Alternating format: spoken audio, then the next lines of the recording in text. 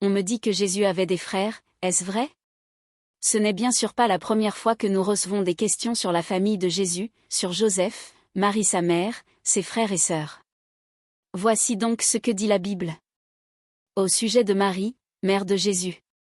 Celle-ci n'a jamais revendiqué des titres extravagants comme Reine du ciel, c'était le nom d'une abominable déesse de la prostitution sacrée, ou celui de Mère de Dieu. Elle n'a revendiqué que le plus beau titre qu'une femme puisse avoir, servante du Seigneur, Luc 1 verset 38. Cette marque d'humilité dépeint bien la beauté et la grandeur de son âme. Pourquoi vouloir lui donner des titres ou des appellations dont elle n'aurait jamais voulu? Au sujet de ses relations avec Joseph, la Bible est très claire et il vaut la peine de reprendre le texte exact dans 2 passages. Luc 1 verset 26 à 38. Au 6e mois, l'ange Gabriel fut envoyé par Dieu dans une ville de Galilée, appelée Nazareth, auprès d'une vierge fiancée à un homme de la maison de David, nommé Joseph. Le nom de la vierge était Marie. L'ange entra chez elle, et dit, « Je te salue, Théoïakin grâce à accent aigu fait, le Seigneur est avec toi. » Troublée par cette parole, Marie se demandait ce que pouvait signifier une telle salutation. L'ange lui dit, « Ne crains point, Marie, car tu as trouvé grâce devant Dieu. Et voici, tu deviendras enceinte, et tu enfanteras un fils, et tu lui donneras le nom de Jésus. Il sera grand et sera appelé fils du Très-Haut, et le Seigneur Dieu lui donnera le trône de David, son père.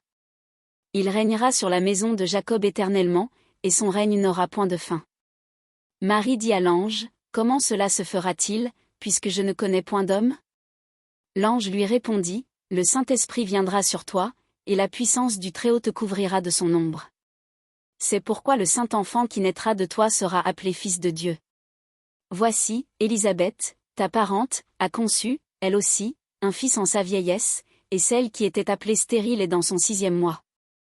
Car rien n'est impossible à Dieu. » Marie dit, « Je suis la servante du Seigneur, qu'il me soit fait selon ta parole. » Et l'ange la quitta. Il faut bien noter la salutation de l'ange à Marie, Théoïakin grâce à accent aigu fait. Et non pas Marie pleine de grâce. Matthieu 1 verset 18 à 25. Voici de quelle manière arriva la naissance de Jésus-Christ. Marie, sa mère, ayant été fiancée à Joseph, elle se trouva enceinte, par la vertu du Saint-Esprit. Avant qu'ils aient habité ensemble.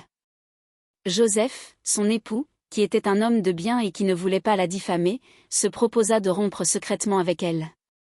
Comme il y pensait, voici, un ange du Seigneur lui apparut en songe, et dit, « Joseph, fils de David, ne crains pas de prendre avec toi Marie, ta femme, c'est l'enfant qu'elle a conçu vit du Saint-Esprit, elle enfantera un fils, et tu lui donneras le nom de Jésus, c'est lui qui sauvera son peuple de ses péchés. » Tout cela arriva afin que s'accomplisse ce que le Seigneur avait annoncé par le prophète, « Voici, la Vierge sera enceinte, elle enfantera un fils, et on lui donnera le nom d'Emmanuel, ce qui signifie Dieu avec nous. » Joseph s'étant réveillé fit ce que l'ange du Seigneur lui avait ordonné, et il prit sa femme avec lui.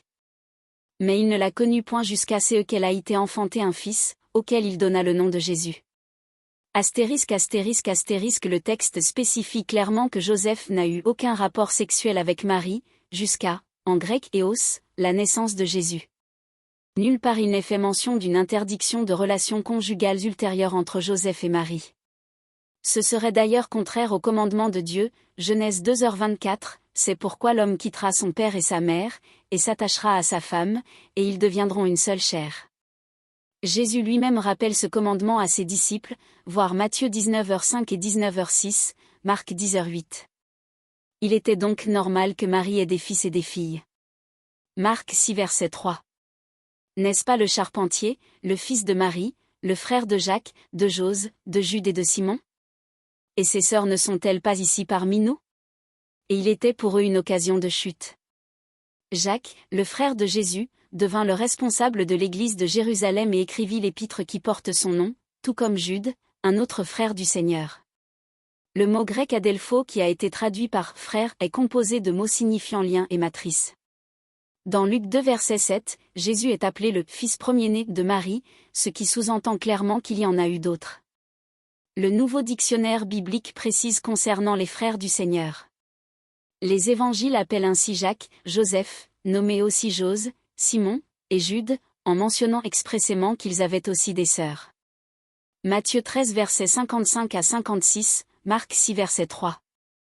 Ils accompagnent Marie. Matthieu 12 versets 47 à 50, Marc 3 versets 31 à 35, Luc 8 versets 19 à 21 avec Marie, Jésus, et les disciples. Ils vont à Capernaüm au début du ministère de Christ. Jean 2.12. Mais jusqu'à sa mort, ils n'ont pas foi en lui. Jean 7 verset 4,5.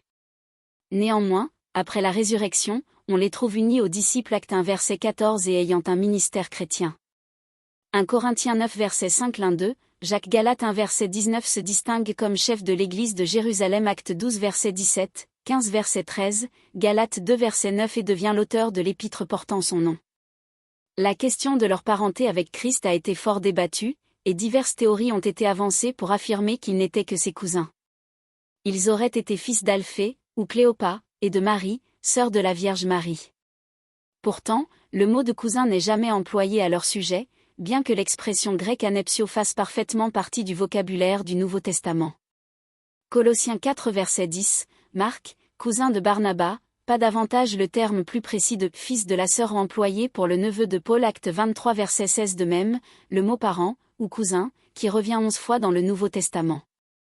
Marc 6 verset 4, Luc 1 verset 36, Élisabeth, ta parente, Jean 18 verset 26, Acte 10 verset 24, Romains 9 verset 3, etc. Il semblerait donc étrange que les « frères du Seigneur » n'aient jamais été appelés cousins s'ils l'étaient vraiment. D'autre part, Jacques fils d'Alphée étant parmi les apôtres. Matthieu 10 verset 3. Comment pourrait-on dans ce cas dire que les « frères » de Jésus ne croyaient pas en lui? Jean 7 verset 5.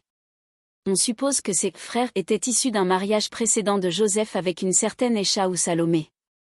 La seule raison de cette supposition est la différence d'âge supposée entre Joseph et Marie.